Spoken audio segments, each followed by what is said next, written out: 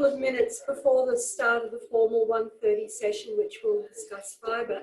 But I've got Jess Turton and Tom Palvola with me at the moment, and we're going to throw a couple of questions at them, and particularly about the work that they do in relation to people with inflammatory bowel disease. So one of the questions was the specific carbohydrate diet for inflammatory bowel disease. Has the panel had experience? So the specific carbohydrate diet is a type of elimination diet that can be used for inflammatory bowel diseases where there's a lot of inflammation in the system.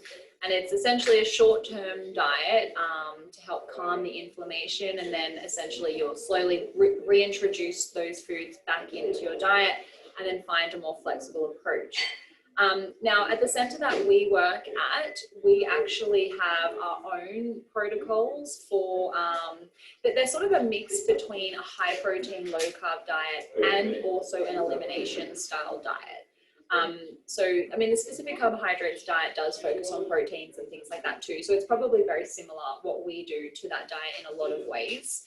But depending on what level of inflammation someone has when they come in to see us, will determine what level of restriction we put them on in terms of an elimination protocol. So like the ultimate elimination diet is a zero fiber carnivore diet. So literally just like meat, fish, eggs, maybe dairy, maybe not, depending on the individual, whether or not they can tolerate that or they have any issues with lactose. So that's like the ultimate restrictive protocol where there's no plant toxins, there's no fibers, there's no things that are likely to irritate the gut and cause digestive upset. But not everybody goes to that protocol. That's only for really people who need quite a rigid, structured approach. Can I just ask a question? How do you determine levels of inflammation? Mainly symptoms, but because we work with two gastroenterologists, they're usually doing endoscopies and colonoscopies. And having a look-see. Yeah, so they're literally looking inside and telling us what level of restriction is required, and then what they'll do is they'll do a follow-up scope in like 6 months' time. But if we don't have that sort of data, so let's say we have a GP that's referred someone in and they haven't done the scope yet, we usually get them to do a scope eventually, but sometimes we do start them on a protocol first if their symptoms are really bad. So for some people, their symptoms are affecting their quality of life. It's not like just a little bit of constipation or a little bit of bloating. It's like they can't leave the house. That's how bad their symptoms are. They can't see their friends. They can't sit down to a meal comfortably.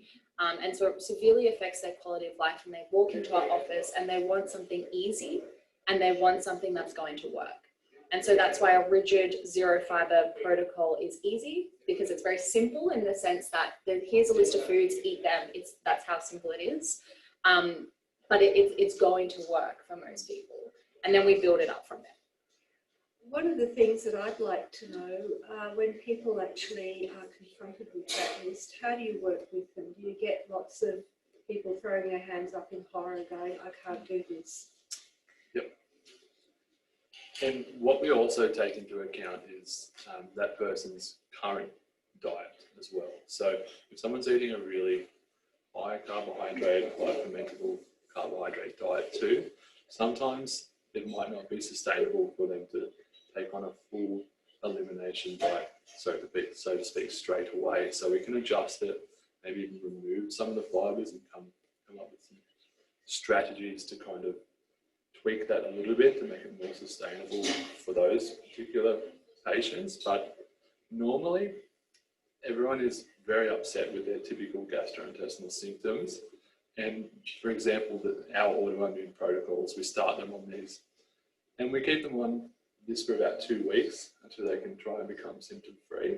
So 2 weeks is not a very long time in the scheme of things. It's not forever. Yeah. And these are people who are probably sick and tired of being sick and tired. Exactly, especially with these symptoms that are coming with bloating, reflux, and things that are really uncomfortable to deal with all the time. Mm-hmm. That's right. And some people, they experience relief in a matter of days, whereas other people it's not that easy. So we're working with them for quite some time, and the longer we do the elimination diet, strangely enough, the more kind of flexible we do make it, because for some people time is of the essence. So they won't get relief on a 2-week strict diet. They need something a bit less restrictive that they can sustain and do it for longer, like 6 months. So I hope that answers the question. Okay, so another word that strikes fear into the hearts of doctors and GPs and dietitians probably is oxalates. Where do they fit into the picture? Oxalates are a plant toxin, and there's many toxins in plants. There's many toxins in food, and our body is sort of designed to be able to deal with these toxins to a certain extent. We have a detoxification system where we can deal with toxins in our environment. But the issue is that because these toxins, including oxalates, are in a lot of healthy foods, like spinach, for example, people who are going on diets, particularly like rapid juice cleanse diets, drop weight in 3 days diets, they're loading up on these oxalate-rich foods, and they can end up with quite serious problems. So kidney stones is an example of what can happen if you're eating a lot of oxalates. But oxalates can also cause systemic inflammation for those people who are susceptible, and particularly people with autoimmune disease that have impaired gut integrity. Plant toxins are going to affect those people more, because the gut is like the barrier from the outside world to the inside world. And so if your barrier has like holes in it, these toxins are getting through your blood and they're causing issues. And so that can be a trigger for many people with autoimmune disease. So our diets elimination protocols Tom was talking about, they all focus on, there's so many different toxins, it's not just oxalates. So I guess our protocols focus on all the different types of toxins. And that's where we work with individuals to figure out what toxins are they actually sensitive to, and what sort of elimination protocol they need. So it is a bit complicated, which is actually why sometimes an all meat, fish, sometimes dairy, egg diet is helpful, because it's actually less complicated than giving someone this like confusing list of foods they can and can't eat without any kind of rhyme or reason to it. And so it may not just simply be the oxalates, you've got to look at the big picture. Yeah.